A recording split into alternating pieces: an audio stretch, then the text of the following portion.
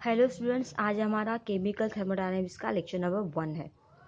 तो उसमें आपको स्टार्टिंग में दिया है can you recall this questions. उसमें से पहला क्वेश्चन है कि how do you define a energy. हम एनर्जी को कैसे डिफाइन करेंगे। And energy is nothing but the capacity to do work. कोई भी काम करने की जो कैपेसिटी होती है उसको हम एनर्जी बोलते हैं।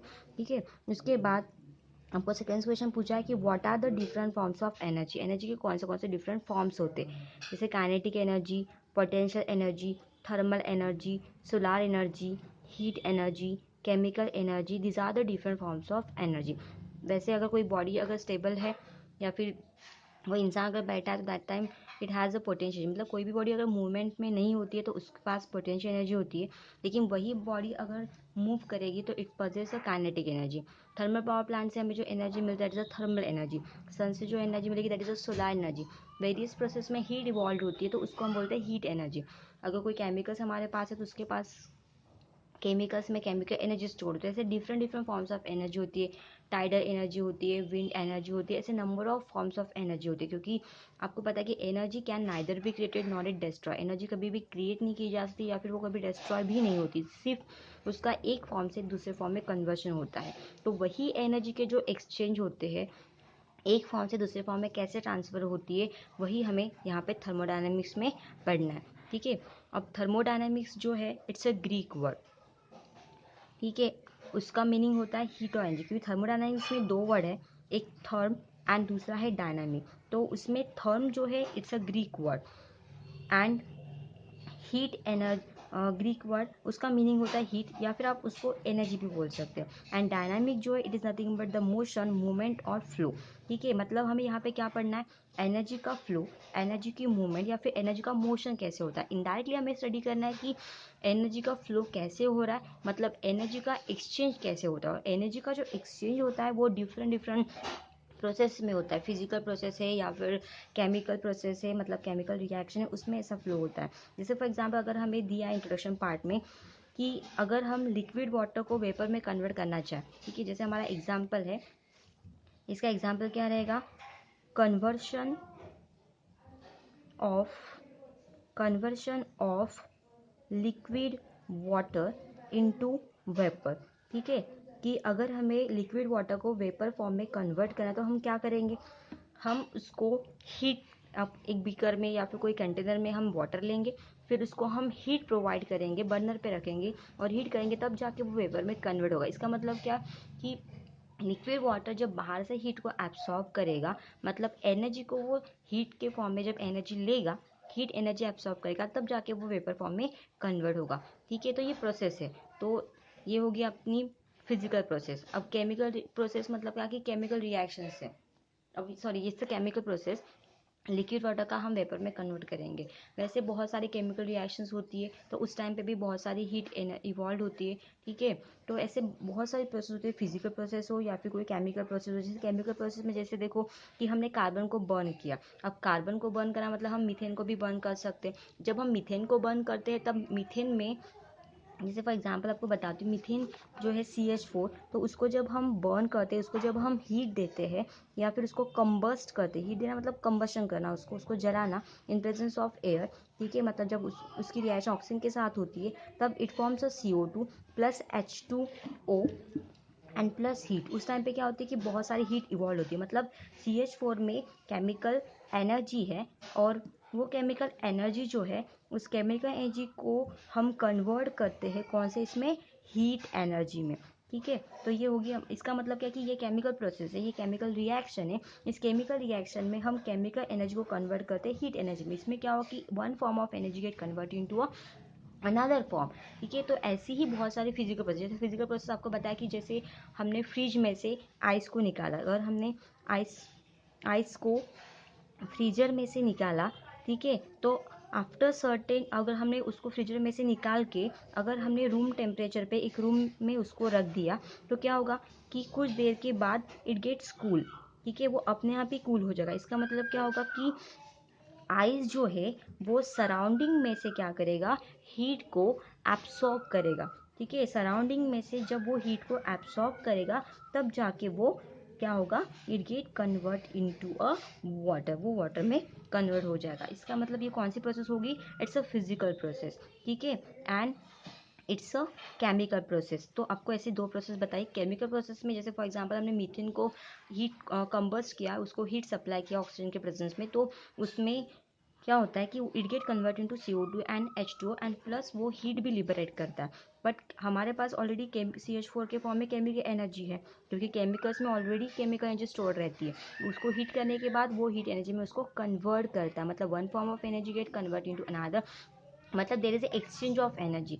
वहाँ पे एनर्जी का क्या हो रहा है, एक्सचेंज हो रहा है, एक से वो दूसरे फॉर्म में जा रहा है। ये होगी आपकी केमिकल प्रोसेस। दूसरी फिजिकल प्रोसेस क्या, कि अगर हमने फ्रीजर में से आइस निकाल के उसको अगर रूम टेम्परेचर पे रखा है, तो वो क्या करेगा कि वो रूम टेम्परेचर में जितनी भी हीट है वो एब्सॉर्ब कर लेगा, और हीट वो एब्सॉर्ब करके क्या होगा, वो कूल डाउन हो जाएगा, it get convert into water. तो ये कौन सी प्रोसेस है, फिजिकल प्रोसेस। तो ऐसी केमिकल और फिजिकल प्रोसेस में हीट का एक्सचेंज होता है। जैसे यहाँ पे केमिकल एनर्जी का एक्सचेंज हीट एनर्जी में हुआ, वैसे ही एनर्जी का ट्रांसफर कहाँ से होता है, सराउंडिंग से आइस में। तो ये जो दोनों टाइप की जो प्रोसेस है, फिजिकल प्रोसेस जो है, उस फिजिकल प्रोसेस के फिजिकल और केमिकल प्रोसेस में क्या हुआ, एनर्जी का एक्सचेंज हो रहा है। तो इस टाइप के जो एनर्जी के एक्सचेंज है वो हम कहाँ पे स्टडी करते हैं, थर्मोडायनेमिक्स में स्टडी करते हैं, ठीक है।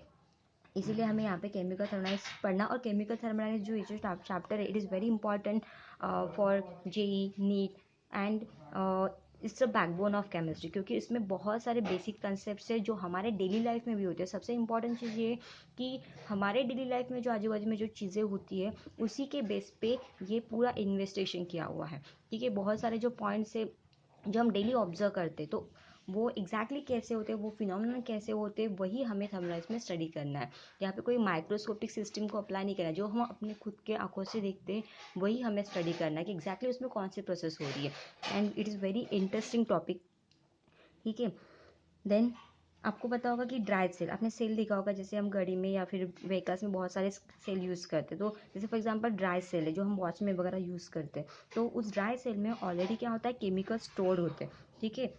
ड्राई सेल जो है उसमें क्या होते हैं, ऑलरेडी केमिकल्स जो है वो ऑलरेडी स्टोर्ड रहते हैं। केमिकल स्टोर्ड जो होते हैं उसके अपने आप रिएक्शंस होती है, क्योंकि वो जो है वो स्पॉन्टेनियस रिएक्शन करते हैं वो केमिकल्स, ठीक है।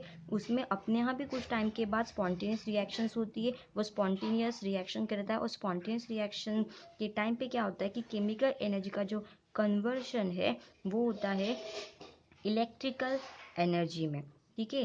बहुत आपको इलेक्ट्रोकेमिस्ट्री है, उस चैप्टर में आपको ये सारा क्लियर हो जाएगा। जो ड्राई सेल जो है वो उसमें केमिकल स्टोर रहते हैं, और केमिकल स्टोर है मतलब उसके पास केमिकल एनर्जी है, और कुछ टाइम के बाद उसमें अपने आप ही जो नेचुरल रिएक्शन जैसे होती है ना, अपने आप होने वाली प्रोसेस को हम स्पॉन्टेनियस प्रोसेस बोलते हैं।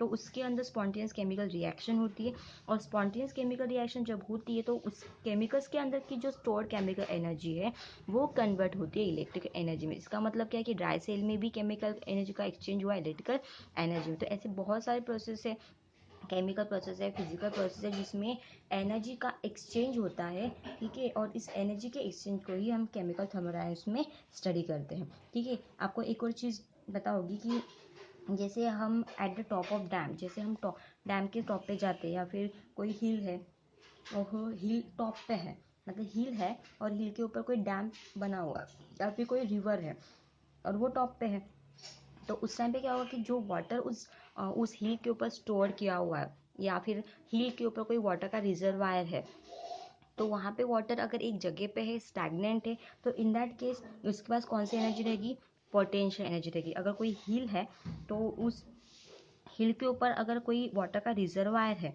ठीक है, तो उस वाटर का रिजर्वायर जो है वो वाटर एक जगह पे है, तो इसका मतलब उसके पास कौन सी एनर्जी है, it possesses a potential energy, ठीक है। लेकिन जब वो potential energy due to its downward velocity, उसके डाउनवर्ड वेलोसिटी की वजह से जब वो कोई फोर्स में से, या फिर उसको अगर कोई जगह मिल जाती है नीचे आने के लिए, ठीक है, तो या फिर कोई उसको आउटलेट मिल जाता है आने के लिए नीचे, तो वो उस आउटलेट से क्या होता है, डाउनवर्ड वेलोसिटी की वजह से नीचे आता है। जब वो ऊपर है देन इन दैट टाइम उसके पास कौन सी एनर्जी होती है, इट्स अ पोटेंशियल एनर्जी। लेकिन जब आउटलेट से या फिर उसको कोई आउटलेट मिल जाता है नीचे आने के लिए, तो डाउनवर्ड वेलोसिटी की हेल्प से वो नीचे आता है। इन दैट केस उस पोटेंशियल एनर्जी का जो कन्वर्जन है it get convert into kinetic energy, क्योंकि जब वाटर एक जगह पे है, रिजर्वायर में ही स्टोर है, तो उसके पास पोटेंशियल एनर्जी रहेगी। लेकिन आउटलेट से जब वो डाउनवर्ड वेलोसिटी की हेल्प से नीचे आने की कोशिश करेगा तब वो मोशन में जाएगा। तो in that case it possess a kinetic energy. इसका मतलब है कि potential energy get convert into a kinetic energy. इस प्रोसेस में भी क्या हुआ कि one form of energy get convert into a another form of energy. इस टाइप के जो चेंजेस है, तो हमने कभी सोचा नहीं हुआ कि ऊपर का वाटर जब नीचे आता है तो इट्स अ स्पॉन्टेनियस प्रोसेस, क्योंकि वो अपने आप होता है, हमें उसमें कुछ करने की ज़रूरत नहीं, वो अपने आप आता है। ठीक है, टॉप का वाटर हमेशा डाउनवर्ड फ्लो होता है, वो भी अपने आप, तो इट्स अ स्पॉन्टेनियस प्रोसेस। और उस टाइम पे क्या होता है कि जब वो ऊपर है एज इट इज़ है, तो इन दैट केस उसके पास पोटेंशियल एनर्जी होती है। लेकिन जब वो डाउनवर्ड वेलोसिटी की हेल्प से कोई आउटलेट उसको जब मिल जाता है नीचे आने के लिए, तब वो अपने आप नीचे आता है, उसको आपको कुछ करने की ज़रूरत नहीं है, इट्स अ स्पॉन्टेनियस प्रोसेस।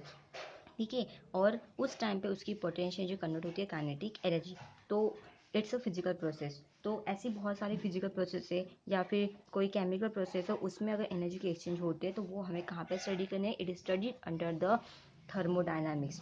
और वो भी कौन सा thermodynamics, it's a chemical thermodynamics. So what is the definition of thermodynamics? तो हमने अभी तक थर्मोडायनामिक्स की डेफिनेशन क्या लिखी, आपको जो दिया कि thermodynamics is concern with the energy changes.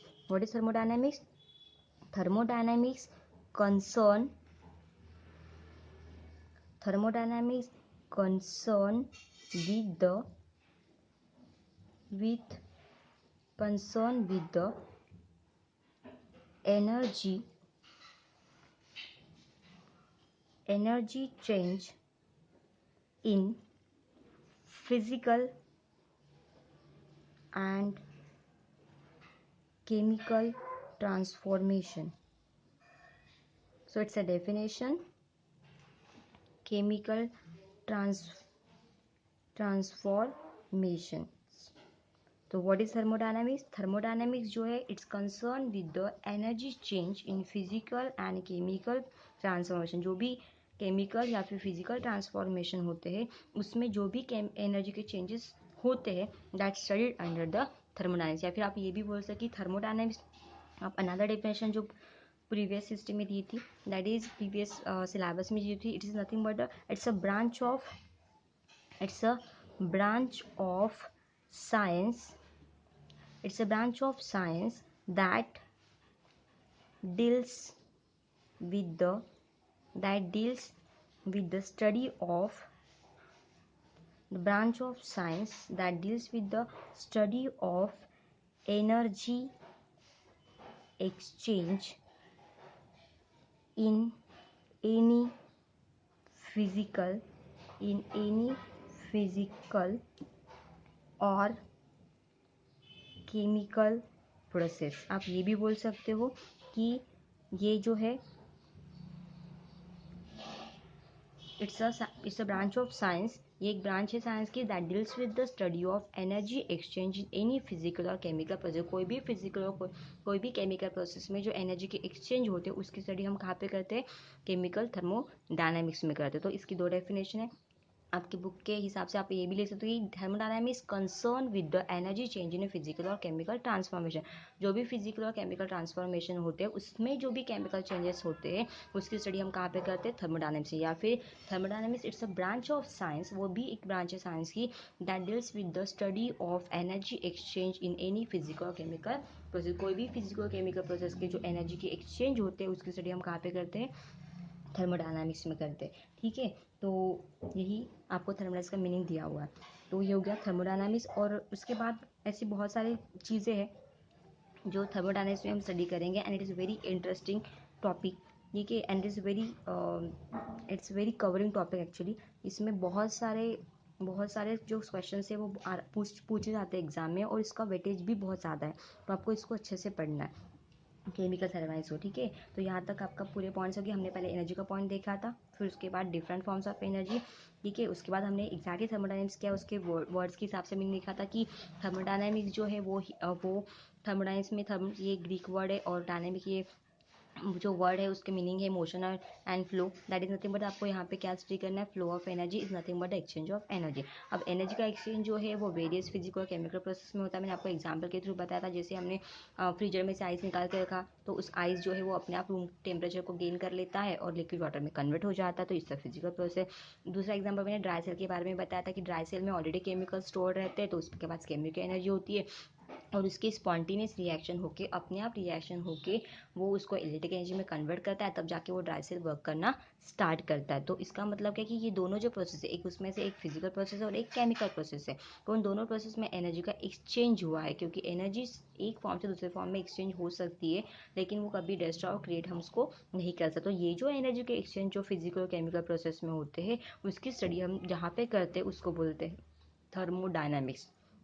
ये उसकी डेफिनेशन है, it's a branch of science that deals with the study of energy exchange in any chemical और फिजिकल प्रोसेस। ठीक है, नाउ आपको कुछ पॉइंट्स आपको दिए हैं, जैसे आपको दिया है कि थर्मोडायनेमिक्स का जो स्कोप है वो क्या है। ठीक है, तो थर्मोडायनेमिक्स का जो आपको मैंने डैम का भी एग्जाम्पल बता दिया था। देन आपको नेक्स्ट पॉइंट जो है थर्मोडायनेमिक का स्कोप, थर्मोडायनेमिक जो है वो उसका स्कोप क्या है, हम थर्मोडायनेमिक्स ये चैप्टर क्यों पढ़ते हैं। ठीक है, एक्चुअली आपको ये बुक में दिया नहीं, लेकिन आपके प्रीवियस बुक में जो ओल्ड सिलेबस था उसमें ये पॉइंट्स दिए हुए थे, तो आपको बता देती हूँ। ठीक है, कि scope scope of thermodynamics, thermodynamics का स्कोप क्या है, कि हम थर्मोडायनामिक्स ये क्यों पढ़ते। ठीक है, उसको हमें इस सिलेबस में क्यों दिया। तो सबसे इम्पॉर्टेंट ये कि थर्मोडायनामिक्स का फर्स्ट पॉइंट है कि it deals with the study of and it gives a idea about the various law of thermodynamics. ठीक है, it gives idea it gives idea about various laws of it gives idea about the various laws of thermodynamics. वो thermodynamics के various law के बारे में आपको information देता है, और जो लॉ थर्मोडायनामिक्स के है वो ह्यूमन एक्सपीरियंस के बेसिस पे। सबसे इंपॉर्टेंट चीज़ ये कि थर्मोडायनामिक्स में जो जो कंसेप्ट हम स्टडी करेंगे वो सिर्फ ह्यूमन एक्सपीरियंस के बेस ही है, हम जो एक्सपीरियंस करते हैं हमारे डेली लाइफ में वही हमें यहाँ पे स्टडी करना है, और उसी के बेस पे ये लॉज बने हुए हैं। ठीक है, क्योंकि यहाँ पे सिर्फ माइक्रोस्कोपिक सिस्टम की स्टडी होती है, जो हमें दिखता है, जो हम डेली एक्सपीरियंस करते हैं, उसी के बेसिस पे लॉज और उसकी के बेसिस पे ये चैप्टर बेस करता है। तो इसीलिए इसका स्कोप बहुत ज़्यादा इंपॉर्टेंट है। तो इसीलिए इसका पहला स्कोप क्या है कि it gives the idea about the various law of thermodynamics. Thermodynamics के वेरियस जो लॉ निकाले हैं ह्यूमन एक्सपीरियंस के बेस पे, तो उसी की आइडिया हमें यहाँ पे मिलती है। तो ये उसका पहला स्कोप है। उसके बाद दूसरा है कि it gives a idea about the it gives idea about the feasibility of the reaction. It gives idea about the feasibility of reaction. अब ये फिजिबिलिटी का मीनिंग क्या होता है। Feasibility is nothing but the feasibility of reaction या फिर feasibility of process. अगर कोई प्रोसेस हो रही है तो वो फिजिबल है या नहीं। अब फिजिबल मतलब क्या कि एग्जैक्टली वो कैरी आउट हो रही है या नहीं, क्योंकि ऐसी बहुत सारी प्रोसेस होती है जो प्रोसेस एग्जैक्टली नेचर में एग्जिस्ट करती है, बट वो होती कि नहीं होती है ये हमें कौन बताएगा। It gives by the thermodynamics. वो हमें कौन देगा, थर्मोडायनामिक्स देगा कि अगर कोई प्रोसेस है तो वो प्रोसेस होगी या नहीं होगी, इसकी इन्फॉर्मेशन हमें कौन देगा, थर्मोडायनामिक्स। मतलब कोई प्रोसेस है, कोई केमिकल रिएक्शन है, ठीक है, या फिर कोई केमिकल प्रोसेस है, तो उसकी फिजिबिलिटी, वो रिएक्शन होगी या नहीं होगी, वो रिएक्शन फिजिबल है या नहीं है, ये हमें कौन बताएगा, इट गिव्स द थर्मोडायनामिक्स। उसकी आइडिया हमें कौन देगा, थर्मोडायनामिक्स देगा। तो इसका ये third point, it gives the feasibility of the any process. कोई भी प्रोसेस की फिजिबिलिटी वो हमें बता सकता है कि अगर कोई प्रोसेस नेचर में है तो वो प्रोसेस होगी या नहीं होगी, उसकी इन्फॉर्मेशन हमें कौन देगा, वो प्रोसेस फिजिबल है या नहीं है। It gives by the thermodynamics. Then उसके बाद if any process is feasible, if any process is feasible, अगर कोई प्रोसेस फिजिबल है, अगर कोई प्रोसेस फिजिबल है तो उसको कंप्लीट करने के लिए कितना टाइम लगेगा, उसके बारे में इंफॉर्मेशन हमें कौन देगा, थर्मोडायनामिक्स ही देगा। If any process is feasible, अगर कोई प्रोसेस फिजिबल है तो it gives a idea about the energy exchange in that process. It gives the idea about the energy exchange इनेट, उसके अंदर जो होने वाले जो एनर्जी के एक्सचेंज है उसके बारे में हमें इंफॉर्मेशन देगा। ठीक है, तो ये हमारे 3 पॉइंट हो गए। तो पहला पॉइंट हमारा स्कोप का ये था कि जो भी हम अपने लाइफ में, डेली लाइफ में एक्सपीरियंस करते हैं उसके बेस पे जो थर्मोडायनेमिक्स ने 3 लॉ बनाए हैं उस लॉ के बारे में हमें इंफॉर्मेशन कहाँ से मिलती है, थर्मोडायनामिक्स से मिलती है। It is the first scope. Second scope ये है कि अगर नेचर में कोई प्रोसेस हो रही है, चाहे वो फिजिकल प्रोसेस हो या फिर कोई केमिकल प्रोसेस हो, तो वो प्रोसेस होगी या नहीं होगी, whether the reaction is feasible और not, whether the process is feasible और not, that idea is given by the thermodynamics. And if any process is feasible, अगर कोई प्रोसेस फिजिबल है भी तो उसमें एनर्जी के एक्सचेंज कैसे होते हैं इसकी इंफॉर्मेशन भी हमें कौन देगा, थर्मोडायनामिक्स देगा। इसीलिए हमें ये चैप्टर्स थर्मोडायनामिक्स में स्टडी करना है। जैसे हमने कहा था कि वाटर रिजर्वायर में है तो वो वाटर नीचे जब आता है तो उसमें एनर्जी का एक्सचेंज कैसे होता है, क्योंकि हम वो तो सिर्फ देखते हैं आंखों से कि ऊपर